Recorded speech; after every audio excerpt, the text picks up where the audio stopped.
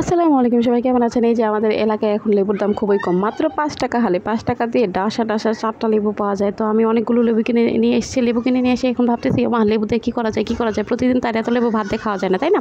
তো কী করব ভাবতে না ভাবতে চিন্তা করলাম যে লেবু মাখা খাইলে কেমন হয়। ও বাবা, লেবু মাখা কথা শুনে আমি কালকে লেবু মাখা করছিলাম, আজকেও আমার খুব খাইতে ইচ্ছা করতেছে। যাই হোক, লেবু মাখার জন্য আপনাকে যা করতে হবে, লেবুটাকে ভালো করে ছুলতে হবে। তো আমরা তো সবাই জানি লেবু মাখতে হলে লেবু তো ছুলতেই হবে। লেবু ছোলার পরে এটাকে 4 ভাগ করে পিস পিস করবেন।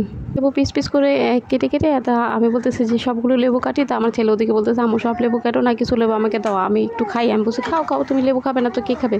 তো এই দিক থেকে কী করছে, হাত দিয়ে একটু করে লেবু তুলে মুখে দিচ্ছে। তো এবার ও মা গো, কি চোকা, এত চোকা কে লেবু? আমি বলছি, লেবু তো চোকাই হয়, লেবু কি মিষ্টি হয়? তো তুমি আর খাবে? বলে, না না না, আর খাবো না, তুমি বানাও, কি বানাবা বানাও। তারপর আর কি আমি এই লেবুগুলো কী করবো ভাবতে না ভাবতে বলতেছে যে 2টা শুকনো মরিচ পুড়ে নিয়ে এসেছি। শুকনো মরিচের লবণ দিয়ে চটকাইতেছি, ইচ্ছা মতো চটকাইতেছি।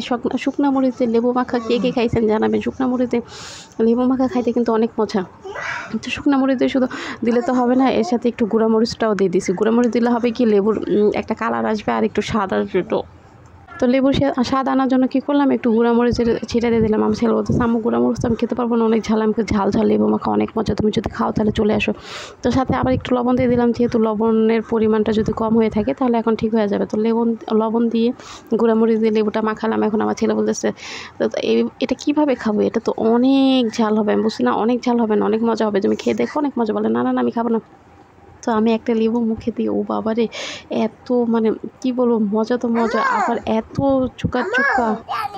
অনেক মজা। আব্বু কাকে আনতে হবে না, আসো, কাকে আনতে হবে না।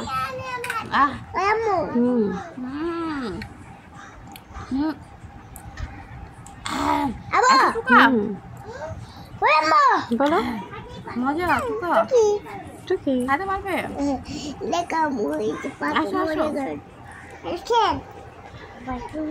চুকা জালে খাইতে পারতেছি না, মানে এত টেস্ট হয়েছে। আবার চুকাও লাগতেছে। যারা টক পছন্দ করেন তারা অনেক মজা করে খেতে পারবেন। তারপর আমি আর আমার ছেলে খাচ্ছি। তো আমার ছেলে বলতেছে, আম্মু আমি একটা বড় লাঠি নিয়ে আসি, কাঠি ছাড়া আমি খেতে পারবো না। তো লাঠি কাঠি কোথায় পাবো? ঝাড়ু আছে না, ঝাড়ু থেকে ছিঁড়ে আনে। ঠিক আছে, ঝাড়ু থেকে ছিঁড়ানোর পরও একটা ঝাড়ু থেকে কাঠি ছিঁড়ে এনে বলতেছে, আম্মু এটার ভিতর ঢুকাই। আমি বলছি, ঢুকাইতে পারবো? বলে, হ্যাঁ হ্যাঁ, ঢুকাইতে পারবো। তো সেই কাঠিটা ঢুকানোর চেষ্টা করতেছে। তো কাঠি তো আর ঢুকে না। বলে, আম্মু ঢুকে না কেন, আমি একটু লেবু মাখা খাবো। আমি তো মামুকে দেবো কেন? না তুমি আমাকে দিও না, ঝাল লাগবে। আমি বলছি, একটু দাও, একটু খাবো, একটু খাও। না না না, এদিকে খাবো না।